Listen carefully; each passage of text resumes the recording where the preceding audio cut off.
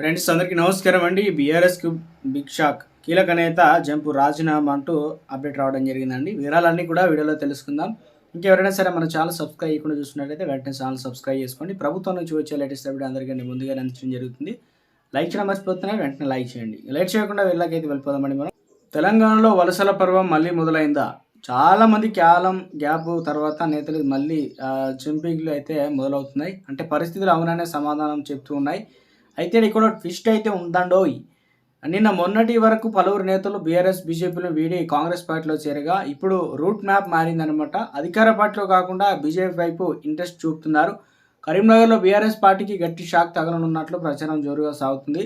పట్నానికి చెందిన కీలక నేత సహా మరో 10 మంది బీఆర్ఎస్లో వీడి బీజేపీలో చేరేందుకు సిద్ధమయ్యారట.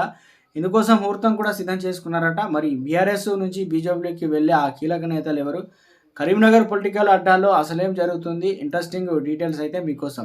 2023లో జరిగిన అసెంబ్లీ ఎన్నికల్లో బీఆర్ఎస్ పార్టీ ఘోర పరాజయం పాలవడం, కాంగ్రెస్ విజయం సాధించడం జరిగిపోయాయి. మెజారిటీ మార్కు కంటే 1-2 ఎమ్మెల్యే సీట్లు కూడా మాత్రమే ఎక్కువ గెలుచుకున్న కాంగ్రెస్ తన ప్రభుత్వం సుస్థిరంగా ఉండాలంటే ఇతర పార్టీ ఎమ్మెల్యేలకు గాలం వేయక తప్పలేదు.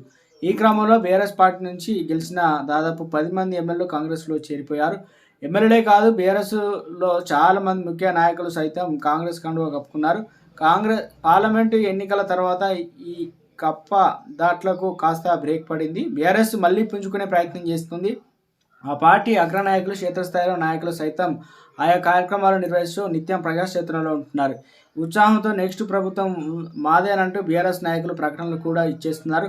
ఇలాంటి సమయంలో కరీంనగర్ అడ్డగా బీఆర్ఎస్ పార్టీకి బిగ్ షాక్ తగులుతుందనే ప్రచారం జరుగుతుంది. బీఆర్ఎస్ పార్టీ నాయకుడు కరీంనగర్ మేయర్ సునీల్ రావు బీజేపీలో చేరేందుకు సిద్ధమయ్యారట. ఇందుకోసం ముహూర్తం కూడా ఫిక్స్ అయిందట. మేయర్ సునీల్ రావుతో పాటు కరీంనగర్ చెందిన 10 మంది కార్పొరేటర్లు సైతం బీజేపీలో చేరే అవకాశం ఉందని తెలుస్తుంది. కేంద్ర మంత్రి బండి సంజయ్ ఆధ్వర్యంలో శనివారం నాడు మేయర్ సునీల్ రావు సహా 10 మంది కార్పొరేటర్లు బీజేపీలో చేరుతారని కరీంనగర్ పొలిటికల్ అడ్డాలో జోరుగా ప్రచారం అయితే సాగుతుంది. ఇదే కనుక జరిగితే కరీంనగర్లో అడ్డాగా మా అడ్డా అని చెప్తూ బీఆర్ఎస్ శ్రేణులు గట్టి దెబ్బ తగిలినట్లయితే